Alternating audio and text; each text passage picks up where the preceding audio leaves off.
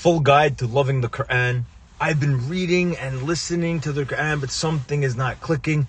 I don't experience the same tranquility and peace that others often speak about when they engage in this divine book. Despite my consistent efforts, I still feel somewhat disconnected emotionally. It's as if there's a piece missing. And no matter how much I immerse myself in the Quran, I don't feel deeply moved. Inshallah, today's video, I'll be addressing the core reasons for this lack of emotional connection and offering insights on how we can rekindle the passion and excitement and emotional depth that many others experience when engaging with the Quran. If you're short on time or looking for specific guidance, feel free to subscribe to the channel so that you can be updated, or skip ahead here and find the sections that resonate with your needs. Assalamu alaikum wa rahmatullahi wa barakatuh.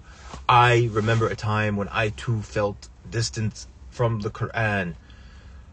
I had made it a habit to read it every day, and I would listen to the beautiful recitations, trying to immerse myself in the recitations, trying to immerse myself in the words. Yet every time I closed the book or turned off the recitation, I was left with a sense of emptiness, and I longed for the peace and tranquility that others spoke of, but it felt as I was missing something, like a crucial piece of a puzzle that was absent.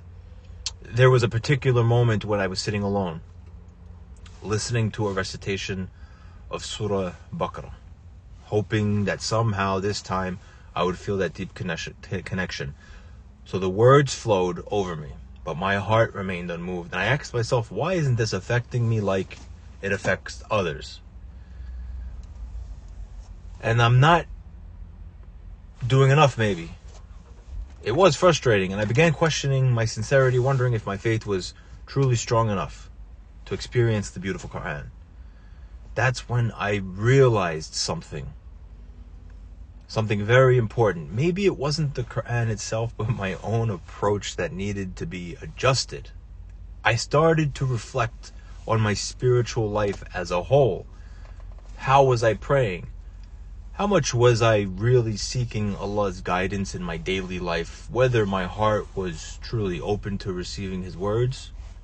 Little did I know, this reflection would be the first step in a transformative journey towards rekindling the emotional connection that I had been longing for. The first thing that we need to talk about is Iman. This is critical. And I'm sure many of you know that your level of connection to the Quran directly correlates to the strength of your Iman. It's no secret that the depth of your engagement with the Quran is influenced by your faith. However, I don't need to dive too deeply into this because I'm sure it's something most of you are already aware of. But let's get clear about this. The main focus of this video is not on the topic of Iman itself, so I'll keep this brief. But if you're struggling to feel more moved or emotionally affected by the Quran, instead of telling yourself, I'm not being touched by the Quran, try shifting your mindset to, my Iman may not be where it needs to be. How can I strengthen it? So, before we dive deep into the Quran itself, it's essential to take a step back and evaluate other aspects of your spirituality and your life. Are you keeping up with the 5 daily prayers? If you are you performing them on time? There's a hadith that says the most beloved act to Allah is the prayer that's performed on time. So, if you're praying on time, that's a great start, but let's keep going. Are you praying in the mosque for the congregational prayers? Are you going to the masjid to pray with the brothers, with the community? Specifically, do you manage to wake up for Fajr? If these foundational aspects of your spiritual life that help you build the right environment for cultivating deep desired engagement with the Quran are not in place, it's something you need to reconsider. So your Iman is shaped by both internal and external factors. Things like that are within your control. For instance, the people you associate with can significantly impact your Iman, as can the sins that may be weighing you down. Essentially, Iman is rooted in the belief in your heart. and it's expressed through words and reflected on with your actions. The more you align yourself with Allah's commands and distance yourself from actions that could displease Him, the stronger your iman will grow. The key takeaway here is strengthen your iman. And interestingly, one of the most effective ways to do this is by engaging with the Quran more consistently. Engaging with the Quran more consistently and more deeply. But how can we do this practically? Well, I'm going to offer you a practical tip that I believe can help. And that is treat the Quran the same way you see people treating music. Now, let me explain. The Quran was revealed as a guide for us.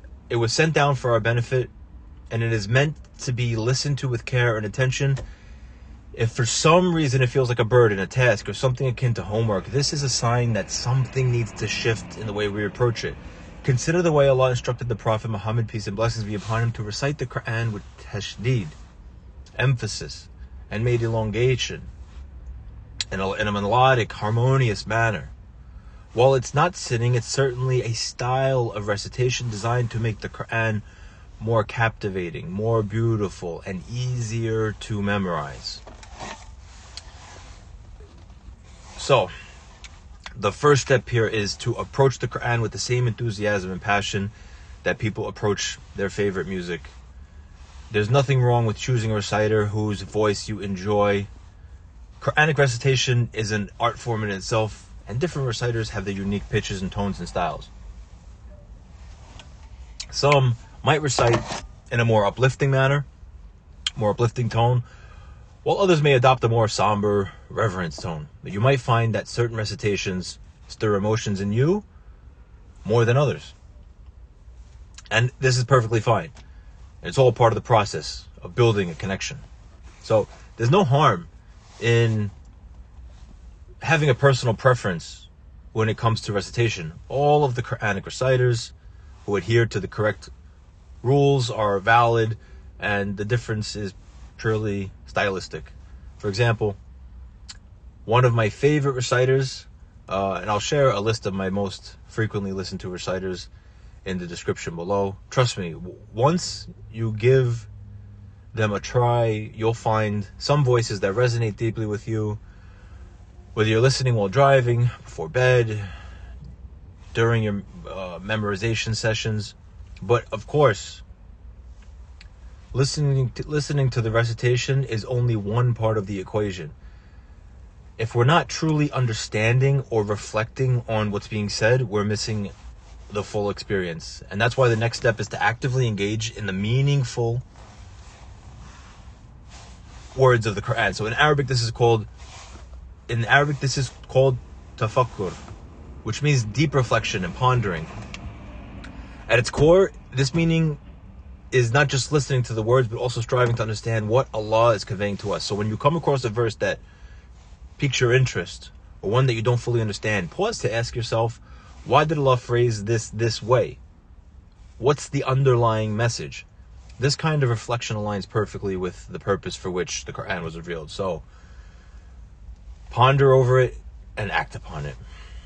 To help with your understanding, consider using a translation in a language that you're fluent in.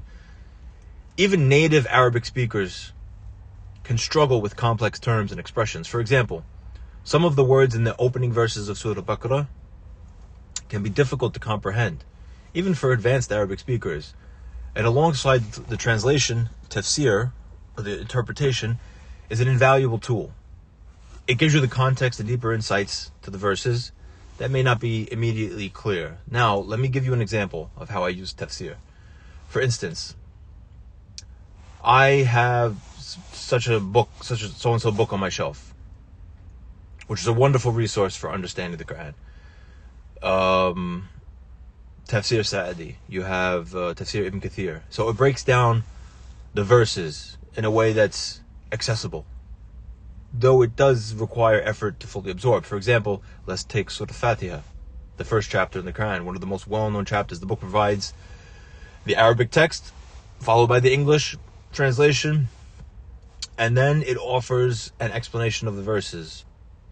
often referencing the Quran verses or hadiths for the context. This gives you a fuller understanding of what's being communicated. Now, notice how we're layering our engagement with the Quran. First, there's the auditory aspect of the beautiful recitation and the emotional connection we form when listening. Then there's the intellectual aspect, the understanding of the meaning through translation and tafsir. And when you combine these layers, you experience the Quran in a much more profound way. And when you apply this to your prayers, you become connected in your heart, whether you're reading them in private or in congregation at the mosque, the masjid.